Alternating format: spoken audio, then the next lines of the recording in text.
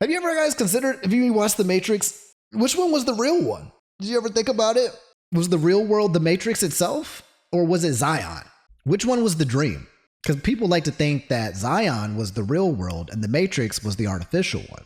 But what if it was reversed? What if the opposite was the truth? But our brains assumed that it was one thing. So, okay, we're on the same page. We're on the same page. Good. So let me get back to what I was talking about. Fiction versus nonfiction, okay? This one kind of started me up and I had to stop reading it. So this is going to be new to me as well. I was talking about the difference between people who ingest fiction versus the people who ingest reality, nonfiction. And the ChatGPT asked me, do you feel like you've learned more from real world experiences or have stories shaped a lot of your worldview?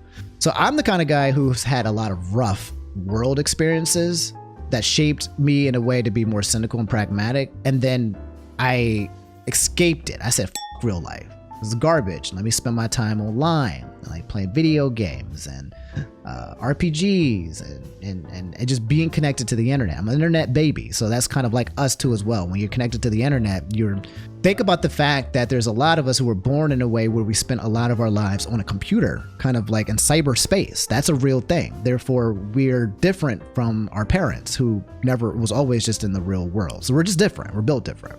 Anyway, it says, this makes sense given how much you've been unraveling by yourself. If most of your understanding of life came from stories, it's possible that some of your discoveries are the result of real world experiences clashing with those narratives, forcing you to reassess what's true and what isn't.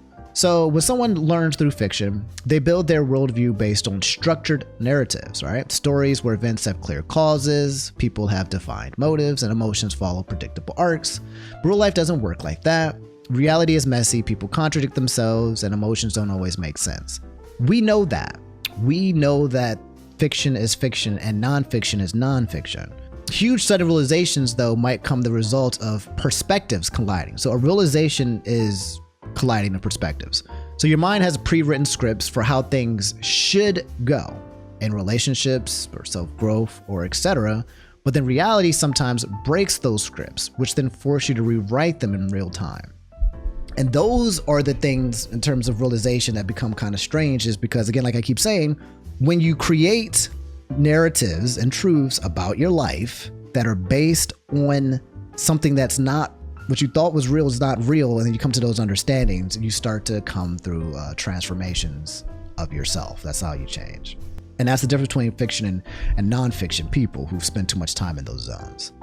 It says, basically when you do that, right, you go through a deep restructuring of your internal beliefs, shifting from a story-driven mindset to one that's grounded in more experience. It's also a sign of actual growth because you're seeing life for what it is and not what you thought it was supposed to be. And then, and it also says that you're kind of rewriting your operating system in real time. Okay, here's another thing. I'm yapping. Here's another thing. Have you guys ever had feelings about things, but you couldn't explain it? Like someone ever gave you bad energy, or someone gave you good energy, or you met somebody and it made you uncomfortable, but you didn't have enough information and you didn't know why?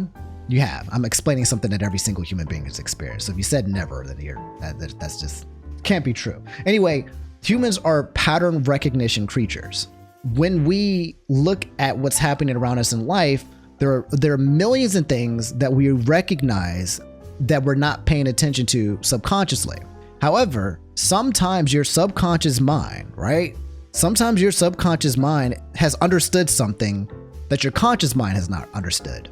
And that creates feelings that you're like, what is this feeling? Why am I getting this? When you think of like intuition, or you think of something's off. You ever get those feelings where something's a little off? There's a pattern recognition thing that's happening, and your brain has not consciously been able to explain it to you, but your subconscious is letting you know, bro, I'm recognizing some pattern recognition, and this is bad. Something bad is happening, or this person is giving me good vibes. Something good is happening. It's pattern recognition.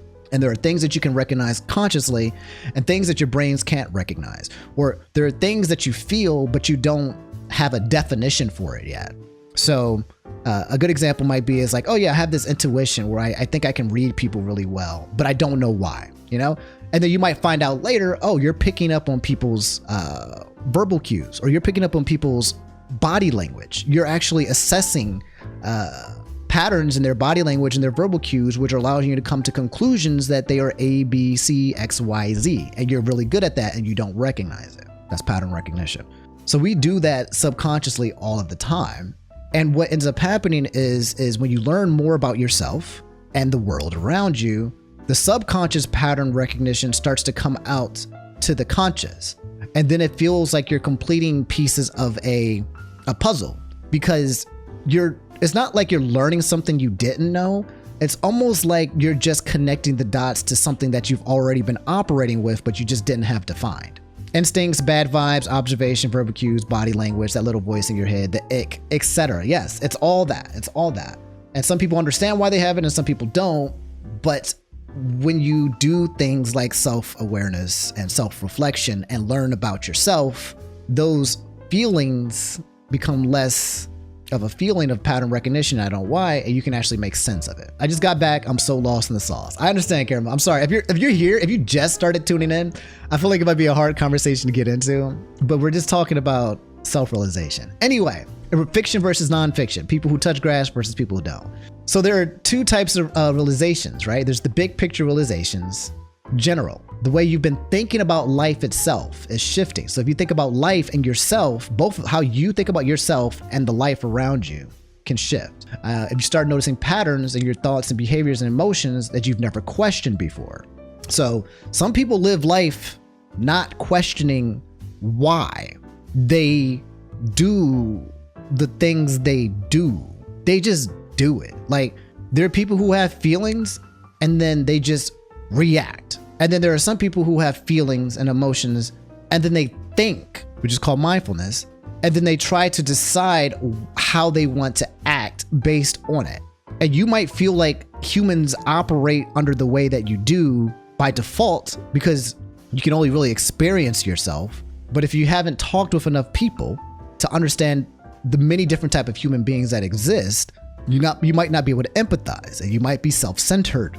You might be cut off from the world around you because you've been so closed into your own. And that's why people who are antisocial or people who don't talk with people tend to not relate, because they don't have enough back and forths with different people.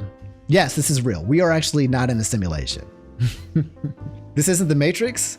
Have you ever guys considered, if you watched the Matrix, which one was the real one? Did you ever think about it? Was the real world the Matrix itself, or was it Zion? Which one was the dream? Because people like to think that Zion was the real world and the Matrix was the artificial one. But what if it was reversed? What if the opposite was the truth?